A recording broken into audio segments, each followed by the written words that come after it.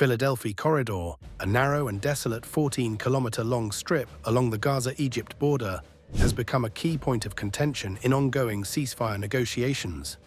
Israeli Prime Minister Benjamin Netanyahu asserts that this corridor is a vital smuggling route used by Hamas, with support from Iran, to supply weapons for their October 7, 2023 attacks on Israel.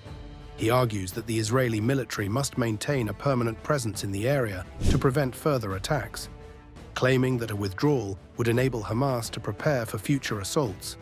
On August 29th, the Israeli cabinet voted to indefinitely keep troops in the corridor, with only Defense Minister Yoav Gallant dissenting. This decision has complicated efforts to secure the release of over 100 Israeli hostages held in Gaza. However, Israel's security officials, including generals and intelligence officers, disagree with Netanyahu. They point out that the tunnels used for smuggling through the corridor have largely been destroyed by Egyptian forces in recent years, and that major smuggling now happens through the Rafah crossing, controlled by Egypt. Former Shin Bet chief Nadav Argaman also questioned Netanyahu's narrative, stating that there was no connection between the weapons in Gaza and the Philadelphi Corridor. Most of the rockets used by Hamas were either smuggled through legal crossings or manufactured locally using dual-use materials. Critics within Israel's defense establishment argue that maintaining troops in the corridor offers little strategic advantage and puts soldiers at risk of attack by Hamas, while also endangering the hostages.